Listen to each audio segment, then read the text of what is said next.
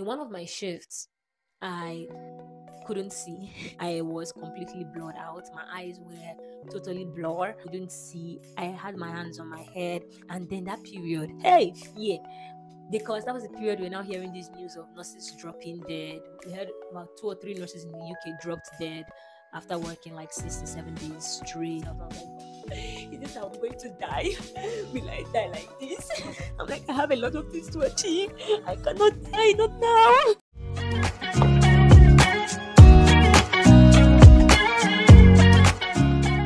Hello and welcome back to my YouTube channel. My name is Chinaza. If this is your first time here, welcome. And if you're a returning subscriber, what's up? How you doing? Thank you so much for stopping by again. So in today's video, just like we always are on this channel, I'm going to be a little bit vulnerable. I'm going to be talking about one of my most horrible week in the US. One of the weeks that I really questioned myself and was like, why am I here? Why am I in this place? So without further ado, let's jump right into the video. So I have been working actively for over a year here in the US. I've been working every day. Well, not every day. I have off days, but I've worked every week for over a year and I did not take any breaks. No breaks at all. It has a way of showing in your body that you were sick. When I was in Nigeria, we would work 5 days night shift and then I will have 5 days off. So I have 5 whole days to recuperate. And when I started working, I was working in the postpartum unit. It wasn't as hard as it was when I went up to the high dependency unit, which is the ICU step down. It wasn't as hard as that, but did it become as hard as, did it become hard? Yes, it did. Out of those 5 days, some days are like easy nights. Some days are like crazy roller coasters. So you would have really sick patients that needed to be medicated every 2 hours, every hour, every 30 minutes, depending on what you get. But it wasn't like an everyday thing. And then I had like 2 to 4 patients and we were 2 nurses. Okay, so we could have 3 patients and we had 2 nurses. So we could have 2 patients and we had 2 nurses. So we are always 2 nurses. Sometimes we have 1 tech, sometimes we don't. So where I worked in Lagos, I would say for my unit, we were very much, we were well staffed. Although we did have patients, sometimes we had like 3 patients who were ideally a 1-to-1. But because we were 2 people, we were able to like do 1-to-1 for 2 people and then would split the 1 more person that we had. So we were able to like, figure it out basically. Now, and then in Lagos, I was doing days and nights. So I wasn't like a chronic night shifter or a chronic day shifter or something. I was doing both. So we were very mixed. Okay, so my body wasn't used to anyone. So my body was just normal, and I did that for over 2.5 years. So my body was already used to days and nights and days. So my sleeping schedule was not a mess. But now I came into the US. From the day I came into the US, I did nights. I did only 3 shifts of days, and then I moved to night shift. And I did night shift for over 9 months straight. I was only on night shift. And yes, you say, but you're working only 3 times a week now. So how is that hard? Yes, 3 times a week is not I work Monday, Tuesday, Wednesday, 3, and that's it. Sometimes you get that kind of shift, but it's not all the time. Okay, so this is how sometimes it can be. You can be, you work Monday and then you're off Tuesday and then you're back Wednesday, Thursday, then you're off Friday, Saturday, and you're back on Sunday because the new week starts on Sunday and ends on Saturday. So, or you could work Wednesday and then you would work Thursday, Friday, and then you're back again on Sunday and you work Sunday and then you're back again Tuesday, Wednesday. Do you see how that works? So you don't even have time for your body to like rest. Let me tell you, when you do night shift, the first day off after your night shift, like say you work on Saturday night into Sunday and you're off on Sunday, you're not coming back to work Sunday night basically. That Sunday is already a waste. It should not be counted as as a off day, but yes, it is counted as a off day. So you find that, oh, you're sleeping to like 2 p.m. if you push yourself, or you're like me that initially didn't have anything doing extra. I would sleep till like whenever and then I'm awake almost all night, that kind of thing. It has a way of messing with your body, and I did it for 1 year. And now going to work is not as easy or as well staffed as my hospital was in Nigeria. We were very short staffed, so I would have like 5 to 6 patients a night. And let's say you come in, you have 4 patients, and before 10 p.m. you already have 2 admissions. Between 7 to 10 p.m. you have 2 admissions. So you have 2 people coming to your unit, you have to do 2 full assessments on them, admissions. You still have 4 other people you're taking care of, and it's just a lot. The work schedule, it's its own. Then the workload was its own again. Now, having to work 3 days, I still needed to work extra because I have family back home. So I needed to work some extra shifts. My hospital at the time weren't allowing us international agency nurses to pick up extra shifts. So I picked up a PRN job somewhere else. So my PRN jobs were not interfering in my normal jobs. That's one thing about PRNs. They should not interfere with your primary job. PRN means when necessary in medicine, but in the profession, what it means is when they need somebody. So when a space is available, and in most places spaces are always available. So I picked up some shifts here and there, and I needed to raise money, right, to take it back home to family and all that good stuff. And yeah, so I took it back home, made some money for them, sent the money back home. But now I'm doing this over and over and over again. In one of my shifts, I couldn't see. This was one of the first signs my body gave me. I was completely blurred out. My eyes were totally blurred. I couldn't see anything anymore. I've been having like severe headaches now for like weeks. The headache started, gradually until that day I couldn't see. I had my hands on my head. I poured water on my face. I had to sit down. I knew I was super stressed. I knew I was pushing myself beyond my limit. I just knew that something was off, but I couldn't afford not to go to work. I couldn't afford not to work because now I didn't have savings. Because of my family, I had to send a lot of money back home because of so many things that were going on. I have siblings. I have a lot of things like going on with me, right? So I had to work. But now I was pushing myself beyond limit. After that day, I came back home. I lay down. I told my spouse. My spouse was worried. Hey, man was worried. He was calling every second.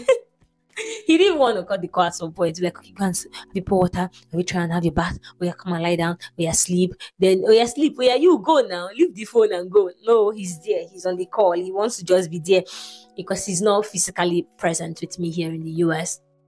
He would call, he would stay on the call, he would call some of my people, my friends. He would try to have them reach out to me.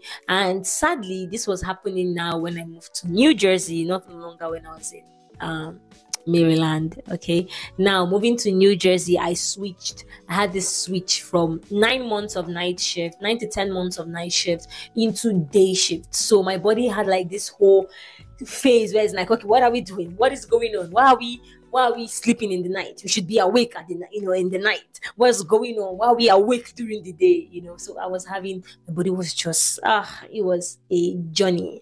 And the fact that my family wasn't even around to help, to do anything for me, now that I have to drag myself. When you're in Nigeria, you're around family, you don't really appreciate it so much. Because you would have, when you're sick, you have people who come to your house and give you food, who would come to your house and help you do things, help you clean your house, or help you for free. They're doing it out of the beauty and out of the goodness of their heart. You don't exactly have that here. If your family is not here, if your direct family is not here, you don't have that here. So there's some people who've been here a couple of years and they have the community, right? I didn't have that. And if I was in Maryland, I believed, yes, I had grown. I have had community. I've had friends that would have come to help me. But I was 3 to 4 hours away from Maryland. And nobody's going to drive 3 to 4 hours to come and see you, unfortunately. Yeah, nobody's going to do that. Nobody's going to do that. So I was left alone to like face this myself. So what exactly did I do? I shut down. I shut down completely. And then that period, hey, yeah, because that was the period we're now hearing this news of nurses dropping dead. We had about 2 or 3 nurses in the UK dropped dead after working like 6 to 7 days straight, after working like, overworking themselves, overexerting themselves. I was like, God, is this how I'm going to die? Will I die like this? I'm like, I have a lot of things to achieve. I cannot die, not now. But I did not die. Thank you, Jesus. I was so scared for my life. I was really scared for my life. So I was like, you know what? Everybody's going to be fine. Even my family that I'm working too hard to give money to, if anything should happen to me, God forbid, they will be fine. They will be all right. Nothing would happen to them. They will be strong. And I was like, no, I am not going to do that. I am not going to do that to myself. I am going to take out time and I'm going to rest. So I took out time and I slept and I rested. All I just did was I just had my shower. I ate. My spouse was ordering food for me, like anything, just mention what you want to eat. And he would, they would bring food directly to my door. So basically my work that period was to sleep, bathe, eat, sleep, bathe, eat. That was what I did. And I took, PCM. I was taking paracetamol for my head, and I was just resting it out. I was just laying down, and I got myself, like, I rested a bit and I really got myself. I took walks, allowed cold to touch my face a little bit. And I was way better. And then there was this my friend that could just sense it. She is all the way in Nigeria, and then her phone was not good at the time, so she was using her laptop to communicate. She would, reach out to me on Instagram. She's like, babe, are you okay? What's going on? Have you taken your meds? She was so worried. She would, reach out to me. She would try and check up on me every single day. She and my spouse and my other friend in the UK as well would, send me texts and be like, okay, wait, what's going on? Are you okay? What's happening? Right? So they really did check up. I didn't even tell my family that I was sick. I didn't tell my parents I was sick. I didn't tell my mom because my mom is not exactly strong right now, but we're praying for her. We're praying for her. She will be better. But I didn't tell anybody that I was down. My other sister, who I talked to like every week, would call. All the period she called me, I wasn't picking up. I wasn't texting back. I was even off YouTube. All my comments were left hanging. My YouTube manager was trying to do as much as he could, but there's some messages that he cannot just respond. I have to be the one to respond myself. But I was trying my best. I just left everything: YouTube, Instagram, TikTok. I left everything and I just focused on my health. I was not online as much. I didn't post. I was like, let me get myself back. Let me just come back, While I was in this phase, I learned something. And here are a couple of things that I learned. Number one, no matter how much you're pursuing money, health is wealth. Remember that what health is wealth. Don't pursue money to the point that you're going to use all the money you accumulated to treat yourself for the sickness that you inflicted on yourself. Number two, eat well. Eat well. Like, don't neglect that fact. Don't do, let me walk small. Eat well. I started eating healthy. I cut off coffee. It wasn't easy cutting off coffee because, man, do I love my caramel macchiato. Like, I just love it. But we have to eat healthy. Our hearts has to be strong. We are young. We shouldn't be feeling things like that. We shouldn't be feeling like we're having a heart attack or having stroke. So I started eating healthy. I was eating more veggies. I was drinking more water because one of the things I found out was that I was severely dehydrated. My pee was like yellow, like, I started drinking more water. I was resting more. I wasn't picking, because before I was picking up shifts like crazy. I would work 12-hour shift at my workplace, 7 a.m. to 7 p.m. And then I would go and work 11 p.m. to 7 a.m. at my other job. And then I would work 3 p.m. the next day to 11 p.m. And then I would go back to my regular job and I would work 7 a.m. to 7 p.m. Like, I was working crazy shifts. Like, I was working like a maniac. And I just cut all those things down. The things that were giving me palpitation, anxiety, all those apps that I was into, pick up shift, I froze all of them. I picked up a part-time job that I had confirmed and guaranteed hours, and I just paired that with my work. And now I know I work XYZ amount of time in a week, and I have my day off that I focus on myself and my book, and I sleep and I rest. I take out my time to sleep, I take out my time to rest. Anything that was overstimulating me or making me feel hyper, I cut them down, I slashed them off, and I just focused on myself. And these things really helped me. Another thing again I learned is that people who you are struggling for today will be fine. If anything should happen to you now, they will be fine. Yes, they might feel the pain. They might not be okay for a little while, but at the end of the day, they are alive and they will be fine. Where there is life, there is hope. So I stopped pursuing money like my life depended on it. Like I just relaxed. Even my husband, because my spouse has been telling me, babe, relax. Like you're working, you're overexerting yourself. Like it's not like you're not working, so you are literally overexerting yourself. You're breaking down. And sometimes these people don't even know that you are going over and beyond for them like this. So just relax, take care of yourself, And I just did that. I booked myself a trip. Stay tuned to my channel and you will know where we're traveling to. I booked myself a trip and I just relaxed. And yeah, so that was it. That was one of the worst days. I pray not to ever experience that ever again.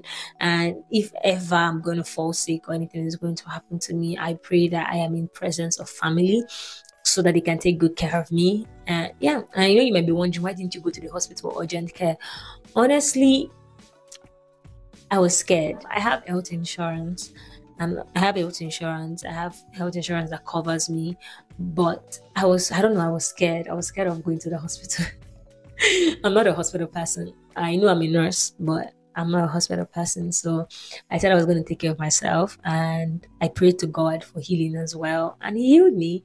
And I rested. And I'm fine.